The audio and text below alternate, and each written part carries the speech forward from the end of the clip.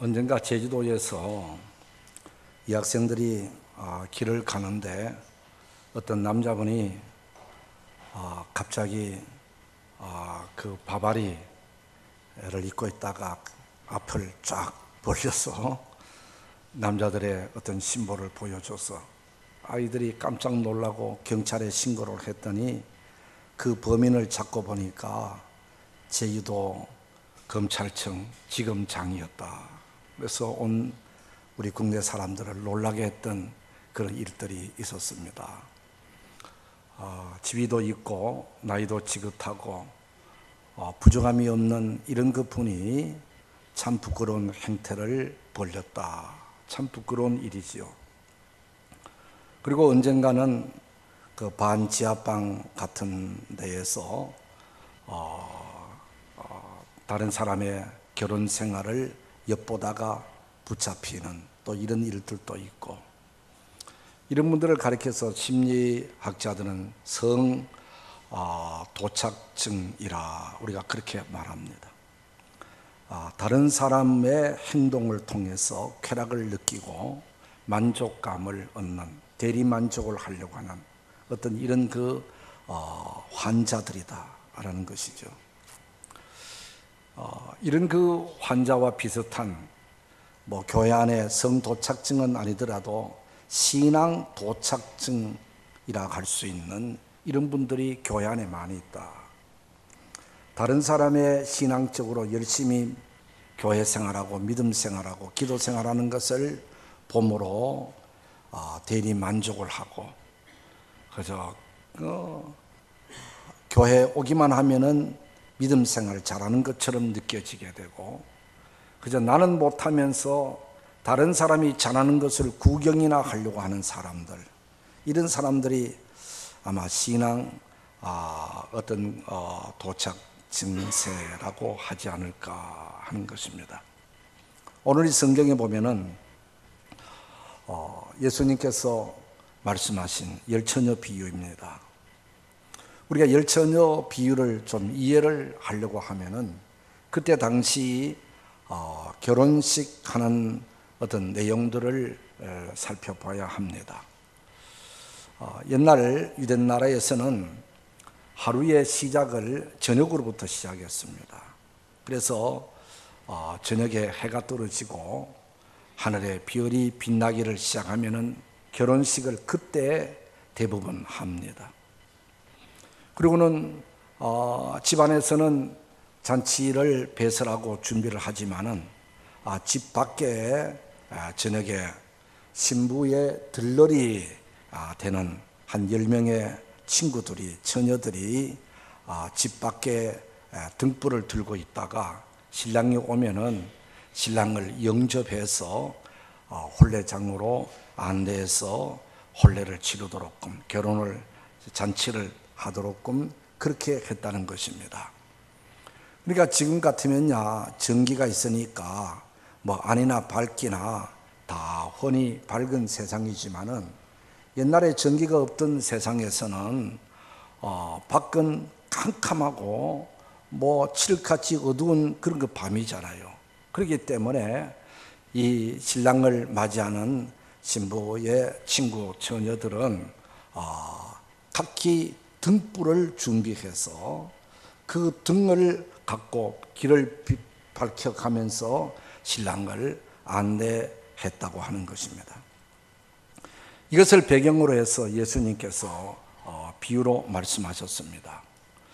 여기 열처녀 비유에서 신랑은 예수 그리스도를 가리키는 것이고, 여기서 등불을 가졌던 열처녀는 믿음의 생활하는 그리스도인들을 가리키는 거고, 그리고 들고 있는 등은 신앙의 외형적인 어떤 모습을 가리키고, 등 안에 있는 기름은 바로 믿음의 내용, 어떤 성령을 가리킨다라고 할 수 있습니다. 이제 이 본문을 가만히 살펴보면은 신랑이 온다고 했던 그런 시간이 됐는데도 신랑이 어쩐 연고인지 예정된 시간에 오지를 못하고 지체가 됐다는 것입니다. 자꾸 연기가 됐다는 것입니다. 뭐 지금 같으면 핸드폰이 있어서 왜 안 오느냐, 몇 시에 오느냐, 뭐 이런 것이 다 연락이 되지만은 옛날에 전화가 있습니까? 와야 오는 것입니다. 그저 마냥 올 때까지 기다리는 것입니다. 온다고 했으니까 올 것은 분명한데 왜 안 오는지 시간이 지나도 안 오는 것입니다. 그래서 기다리다 지치고 또 뭐 여러 가지 준비하느라 지쳤는지 그만 졸게 되어지게 되고 깜빡 잠이 들었다는 것입니다. 그러다가 어느 순간 어느 때인가 신랑이 온다라고 그러니까 급히 이 10명의 처녀들이 신랑을 맞이하기 위해서 이제 등불을 들고 나가려고 보니까 그 중에서 5명의 그 처녀들은 등에 불이 밝혀져서 신랑이 온다 하니까 오는 쪽을 향해서 쫓아가서 신랑을 안내해서 잔치집으로 들어가 함께 즐겁게 잔치에 참여했지만은 나머지 5명의 처녀들은 갑자기 졸다가 신랑이 온다고 해서 이제 등을 들고 나가려니까 자기가 가지고 있던 등에는 불이 꺼지고 말았습니다. 캄캄한 등입니다. 이거 어쩐 일이야? 당황을 해서 아무리 기다렸지만은 등불이 빛이 나지 않으니까 안내할 수가 없잖아요. 그래서 신랑을 왔지만은 안내하지 못하고 그리고 혼인 잔치집 안으로 들어가지 못하고 밖에서 울며 불며 후회를 했다라는 이런 그 말씀이지요. 우리가 여기서 먼저 우리에게 주시는 메시지는 바로 기다림입니다. 기다림. 우리는 재림의 주님을 기다리는 분들이 바로 그리스도인들이잖아요. 요한복음 14장에 보면은 우리 주님께서 너희는 마음에 근심하지 말라. 하나님을 믿으니 또 나를 믿으라 하면서 내가 가서 하늘나라로 가서 너희들이 있을 곳을 예비하면은 내가 다시 와서 너희들을 데려갈 것이다 라는 말씀을 하셨고, 또 사도행전 1장에 보면은 부활하신 예수님께서 많은 성도들이 보는 가운데서 하늘로 승천하시면서 하늘로 올라가는 주님을 바라보고 있는 모든 무리들에게 내가 하늘로 올리려고 가신 그대로 다시 오겠다라고 주님은 말씀하셨지요. 그리고는 성경 곳곳에서 보면은 다시 오실 주님, 재림의 주님을 말씀하고 있습니다. 그렇기 때문에 우리 그리스도인들의 신앙 가운데 중요한 부분은 바로 다시 오실 주님을 기다리는 것, 기다림. 이것이 바로 오늘 믿음이고 신앙이다라고 하는 것입니다. 언제 올지는 모릅니다. 그 시기와 그때는 아버지 하나님만 아신다고 하셨습니다. 언젠가는 모르지만은 분명히 세상 종말이 오고 그때가 되면은 예수님 주님께서 다시 이 땅에 오신다. 오셔서 믿는 자와 믿지 않는 자를 구별하기 위해서 이 땅에 오시는 이 재림 신앙, 이것이 오늘 우리 그리스도인들의 신앙이잖아요. 그렇기 때문에 우리는 어떤 게 언제 올지 모르지만은 기다리는 이것이 우리의 믿음이라고 할 수 있습니다. 그래서 끝까지 잘 기다려야 하는 것입니다. 내가 예상했던 시간이 지나도 끝까지 기다려야 된다. 이 기다림 속에 하나님의 은혜가 임하고 기다림 속에 하나님의 역사를 경험하는 것입니다. 사도행전 2장에 보면은 이제 주님께서 하늘로 승천하시면서 너희는 예루살렘을 떠나지 말고 아버지께서 약속하신 성령을 기다려라. 기다려라. 또 그렇게 말씀하셨잖아요. 승천하신 모습, 예루살렘을 떠나지 말고 기다리라고 하는 주님의 말씀을 직접 들은 무리들이 500여 형제라 그렇게 말을 했어요. 그때만 해도 남자들만이 숫자에 들어갔다면은 아마 여자분들까지 합하면은 훨씬 더 많은 분들이라고 볼 수가 있습니다. 수백 명의 사람들이 주님으로부터 직접 예루살렘을 떠나지 말고 성령 받기 위해서 기다려라 말씀 들었잖아요. 그때 들었을 때에는 대부분의 모든 사람들은 예, 알았습니다, 기다리겠습니다, 그렇게 하고서는 아마 마가다락방으로 몰려와서 주님 주시는 성령을 기다리고 기다렸을 것입니다. 그런데 하루가 가고 이틀이 가고 며칠이 지나도 아무런 소식도 없고 뭐 기다린다더니 뭐 그 기다려도 뭐 무슨 변화도 없고, 그러니까 한 사람 두 사람 떠나게 되어져서 마지막에는 120명만 남게 되었더라. 그 끝까지 기다렸던 120명이 성령의 충만함을 받게 되고 초대교회 지도자 역할을 감당하게 되어지게 되고 놀라운 은혜를 힘입게 되어지는 역사를 경험하게 되었다라고 했잖아요. 우리가 신앙생활을 하다 보면 때로는 지루하고 때로는 마음에 안 드는 일이 있고 때로는 뭐 이런 일 저런 일이 있고 끝까지 기다리는 것 그 자체가 믿음이라고 하는 것입니다. 믿음이 있는 사람은 기다리는 것입니다. 그러나 믿음이 없는 사람은 기다려주지를 못하는 것입니다. 우리가 이 기다림이 바로 믿음이다. 그래서 시편 40편 1절에 보니까 내가 여호와를 기다리고 기다렸더니 귀를 기울이사 나의 부르짖음을 들으셨도다. 이사야 30장 18절 여호와는 정의의 하나님이심이라 그를 기다리는 자마다 복이 있도다. 기도하고 응답 오실 때까지 주실 때까지 기다려야 됩니다. 하나님의 은혜를 기다려야 됩니다. 하나님이 주시는 복을 기다려야 되는 것입니다. 이 기다림 속에 믿음이 나타나는 것입니다. 이 열 처녀들 가운데서 또 주님이 언제 왔습니까? 자기들이 예상했던 때는 오지 않고 전혀 예상 밖에 기다리고 기다리는 그 순간 그 기다리는 가운데서 슬기로운 자와 미련한 자로 구분이 되어진 겁니다. 기다림을 잘했는 분들은 슬기로운 사람이고 기다리짐을 실패한 사람들은 어리석은 사람, 미련한 사람들이다 라고 하는 것입니다. 그래서 우리는 이 기다림을 우리가 지혜롭게 잘해야 된다. 그런데 이 기다리지만은 마냥 기다리기만 해서는 안 되는 거예요. 기다리면서도 신랑을 맞이할 수 있는, 주님을 맞이할 수 있는 준비를 바로 하면서 기다려야 된다 이 말입니다.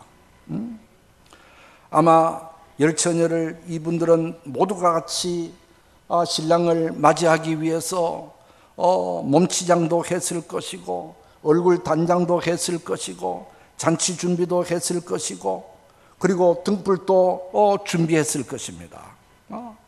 자기 나름대로 열심히 준비했어요. 그런데 정작 5명의 처녀는 기름을 충분히 준비하지 못했다라는 것이죠.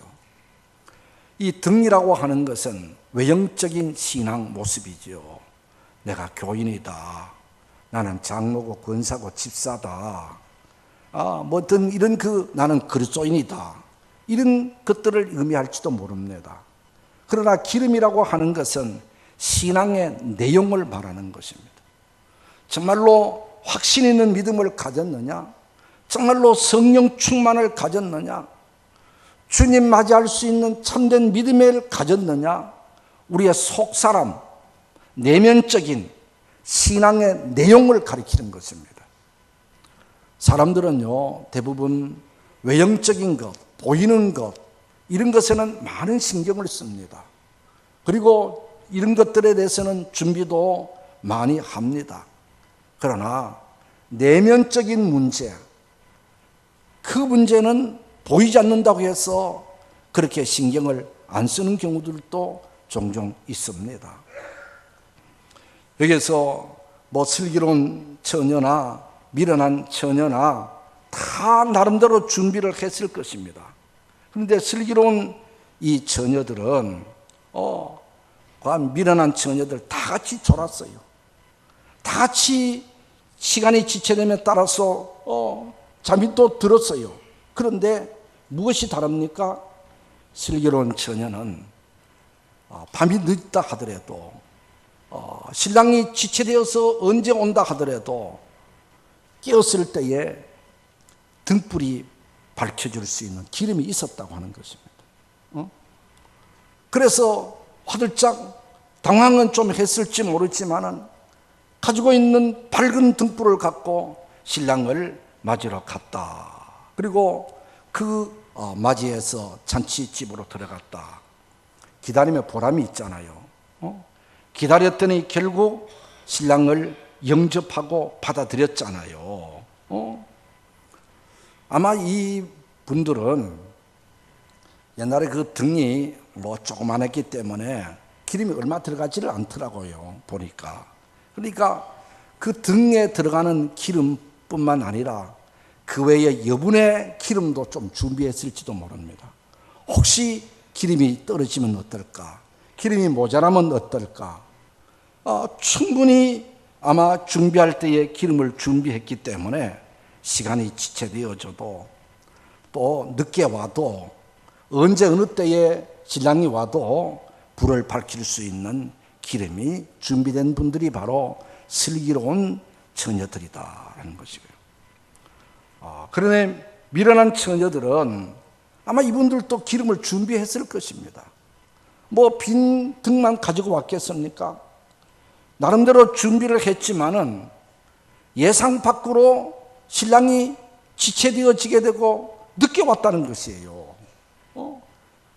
그러다 보니까 그 기간 동안에 졸게 되어지게 되고 잠자게 되어지게 되고 그 졸고 잠자는 시간에 기름이 다 소모되고 말았다는 것입니다.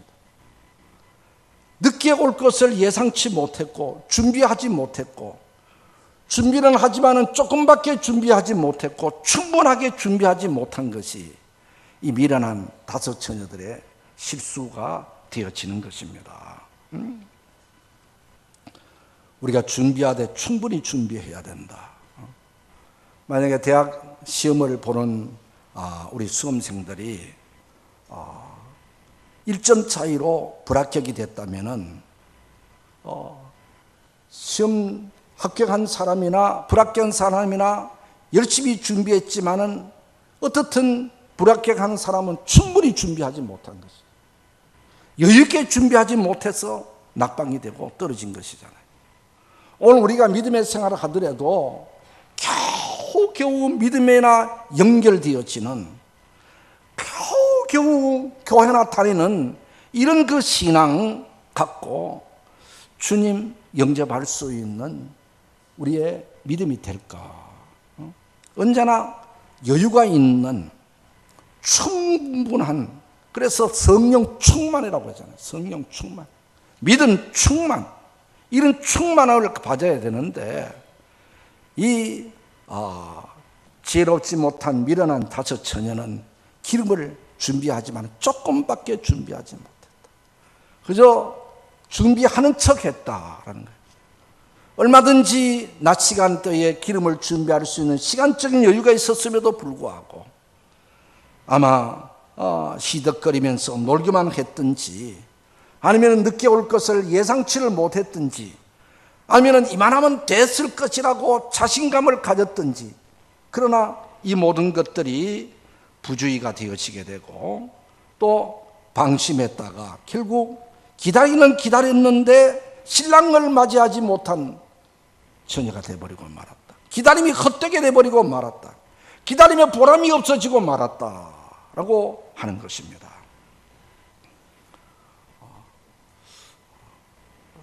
신랑이 온다고 했을 때 등을 맞이 들고 나니까 깜깜한 등, 불 꺼진 등을 봤을 때 얼마나 당황했겠습니까? 아마 장거리 여행을 하기 위해서 고속도로에 진입을 했는데 그만 앞을 보니 게이지에서 기름이 없다고 빨간 불이 반딱반딱 거립니다. 그러면은 이거 큰일 났네. 주유소까지 갈 수 있을까? 가다가 차는 멈추지는 않을까? 그 순간 긴장이 되어지게 되고 등에 땀이 나게 되어지게 되고 온통 당황하게 되어지는 모습을 우리가 보게 되잖아요. 왜 그렇습니까? 점검하지 못하고 준비하지 못했기 때문에 그런 것입니다. 오늘 우리들도요, 언제나 내 자신을, 믿음을 점검하고 신앙을 돌아봐야 되는 것입니다. 우리가 믿음의 생활을 한다고 하면서 참 신앙의 본질은 기쁨이고 감사인데, 그 언제부턴가 감사는 나지 않고 불평, 원망만 나오게 되어지게 되고 모든 것이 짜증이만 나오게 되어지면은 그것은 바로 내 믿음에 빨간불이 켜진 거예요. 우리가 기도하면은 기도가 응답되어지게 되고 하나님께 올려지고 기쁨이 주어지게 되고 놀라운 역사를 경험하게 되어지는 것이 이 본질인데, 기도를 한다고 해도 입이 꾹 다물어지게 되고 기도만 하려고 하면 오만 가지 생각이 왔다 갔다 하게 되어지게 되고, 기도하는 척 했지 정말로 하나님께 올려지는 능력 있는 기도, 힘 있는 기도를 하지 못하고 있다면 이거는 신앙에 지금 경고등이 켜진 거예요. 우리가 예배를 통해서 하나님의 음성이 들려지게 되고 새로운 결단이 주어지게 되고 마음의 감동이 주어지는 것이 신앙의 본질인데, 언제부턴가 예배에 참석은 하지만 지루하기만 하고 말씀이 전혀 귀에 들어오지도 않고 자꾸만 인간적인 생각이 앞장서게 되어지면 이것은 믿음의 경고등이 지금 켜진 거예요. 이 신앙의 경고등이 켜지면은 빨리 문제가 어디에 있는지 살펴보고 어떻게 내가 회복해 가야 되는지를 우리가 힘써 나가야지. 그런 경고등이 켜진데도 불구하고 고집부리고 계속 달려갈 길만 달려가면은 언젠가는 자동차가 서듯이 믿음의 자동차도 중지돼 버리고 말 것입니다. 아마 이 미련한 다섯 처녀들 점검하지 못한 거예요. 졸고 잠자다 보니까 기름이 떨어지는 줄도 모르는 거예요. 기름이 있는 줄만 알았어요. 그래서 급작스럽게 기름이 있는 슬기로운 다섯 처녀 보고 기름 좀 빌려달라고 하죠. 그랬을 때 이들이 뭐라 합니까? 우리가 가진 기름으로 우리와 너희가 쓸 것이 다 부족할 것이다. 그러니 차라리 빨리 기름 파는 사람들에게 가서 기름을 사라라고 했다지요. 무슨 말입니까? 기름 빌려달라는데 거절당했다는 것입니다. 기름을 빌려오지를 못했다고 하는 것입니다. 여기서 우리는 세상을 살아가면서 빌려 쓸 수가 있고 대여할 수가 있는 것이 있지만은 빌리지도 못하고 대여하지도 못하는 것들이 있습니다. 우리의 재산이나 물질은 서로 나누어 쓸 수도 있지만 우리의 생명은 나눌 수 없잖아요. 다른 말로 하면 우리에게 주어진 구원, 믿음은 나눌 수 없는 거예요. 아버지가 어머니가 신앙생활을 잘한다고 해서 자식들까지 구원 얻게 되는 것은 아닌 것입니다. 내 가족이 열심히 한다고 해서 나도 곁따라 천국 갈 수 있는 것은 아니라고 하는 것입니다. 믿음은 어디까지나 개인적인 것입니다. 내가 주 예수를 구주로 고백함으로 통해서 구원받고 내가 회개함으로 내 죄를 용서받고 내가 하나님 앞에 헌신하고 충성함으로 통해서 하늘의 상을 받는 것이지, 누가 가족이 열심히 한다고 해서 내가 상 받고 구원받는 것은 아니라고 하는 것입니다. 그러다가 어떻게 부랴부랴 이 미련한 처녀들 나가서 기름을 구했는지 안 구했는지, 성경에 보니까 기름 구했다는 말은 없어요. 어떻든지 늦게서야 혼인잔치가 시작된 이후에야 와서 문을 두드렸지만 문이 열려지지 않았다. 10절, 저희가 살아간 동안에 신랑이 오므로 예비하였던 기름은 함께 혼인잔치에 들어가고 문은 닫혔다 그랬습니다. 기름이 준비했던 처녀들은 혼인잔치에 참여하게 되고 문은 닫혀버렸다. 옛날 고대 사회에서 혼인잔치가 시작되면은 문을 닫는다고 그럽니다. 왜냐, 혹시라도 강도나 도둑들이 또 들어올까봐 못된 사람들이 또 밤에 침범할까 봐 문을 닫는다는 거예요. 그런데 문제는 한 번 닫으면 열리질 않는다는 겁니다. 이 미련한 처녀들이 늦게서야 정신을 차렸든지 어떻게 해서 닫힌 문을 열어달라고 두드렸지만 문이 열리질 않았다. 그리고서는 밖에 어두운 데서 슬피 울며 이를 갈고 후회했다라고 했습니다. 이것은 무엇을 말합니까? 우리가 구원받고 은혜 받을 때는 항상 있는 것이 아니라는 것입니다. 모든 것이 때가 있다는 거예요. 지금은 바로 은혜 받을 때요 구원의 날이라 라고 고린도후서 6장에 말씀하셨지요. 언젠가는 은혜의 문이 닫힐 때가 있고 언젠가는 구원의 문이 닫힐 때가 있다는 거예요. 마치 노아 시대 때에 노아가 방주를 만들 때는 누구든지 함께 만들고 방주 안에 들어가자고 했지만 어느 누구 듣지 않다가 방주의 문이 닫힌 후에 비가 쏟아질 때에 그때서야 정신을 차리고 방주 밖에 와서 문을 두드리면서 문을 열어달라고 했지만은 한 번 닫힌 이 방주의 문이 열리지를 아니었다. 오늘 우리의 시대도 지금은 모든 사람이 구원받을 때이고 또 주님이 부르시는 때이지만은 어느 때가 되면은 구원의 문이 닫히게 되어진다 하는 것입니다. 예수님께서 아기 예수로 유대 땅 베들레헴에 오실 때는 구원의 주님으로, 용서의 주님으로, 은혜의 주님으로 이 땅에 오셨습니다. 그래서 주를 믿는 자는 누구든지 구원받고 치료함을 받고 용서함을 받고 하나님의 은총을 힘입었습니다. 그러나 앞으로 다시 오실 재림의 주님은 심판의 주님으로 오는 겁니다. 그때 가서는 긍휼이 없습니다. 용서가 없습니다. 죄를 짓는 자는 심판인 것입니다. 그때는 봐주는 것이 없습니다. 바로 앞으로 오실 주님은 죄인들은 상종도 하지 않는 오직 주를 믿는 자들, 성령의 기름이 충만한 자들만 데리고 천국에 들어가기 위해서 주님이 땅에 오시는 겁니다.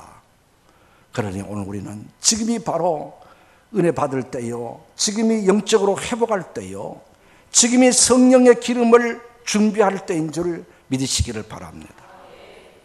이 기회는 자주 오지 않습니다. 또 오지 않는다고 봐야 돼요. 왜냐하니까 언제 주님이 오실는지 모르기 때문에 그렇습니다. 언제 어느 때에 주님께서 나의 생명을 걷어갈지 모르기 때문에 항상 현재적인 삶으로 지금이 아니면 나는 없다, 지금이 바로 은혜 받을 때요, 지금이 바로 구원의 때라는 급박감을 가지고 우리 자신들의 신앙 회복을 위해서 힘쓰고 노력하고 발버둥을 쳐야 될 줄로 믿습니다. 그런데 문제는 이제도 말했듯이 자기를 모른다는 거예요. 이 미련한 처녀들이요, 자기 등에 기름이 없는데도 불구하고 기름이 없는 줄 모르고 있은 거예요. 내 등에는 기름이 있겠지라고만 생각한 거예요. 오늘 우리 많은 그리스도인들은 믿음도 없으면서 믿음이 있는 척하고 성령 충만은 받지 못하면서도 성령 충만은 있는 줄 알고 우리가 자신을 착각하고 있는 분들이 없지 않나 많이 있다라는 것입니다. 이제 오늘 우리는 믿음을 회복해야 될 때이고 신앙을 회복해야 될 때인데 우리 하나님께서 우리에게 은혜를 베풀어 주시기 위해서 특별 집회를 허락해 주시고 은혜 회복해라 라고 우리에게 말씀하신 줄 믿습니다. 주님 맞을 준비하기 위해서 성령의 기름을 준비해라. 지금이 바로 적절한 때이고 지금이 아니면 다시 회복할 수 없다는 그런 급박한 마음으로 우리에게 은혜 주시기 위해서 귀한 집회를 허락해 주신 줄 믿습니다. 그래서 이번 집회 때에 성령의 기름 준비해서 언제 어느 때 주님 오시더라도 할렐루야 찬양하며 밝은 등불 들고 신랑 되신 주님을 맞이할 수 있는 복된 성도가 되기를 주의 이름으로 축복합니다. 기도하겠습니다.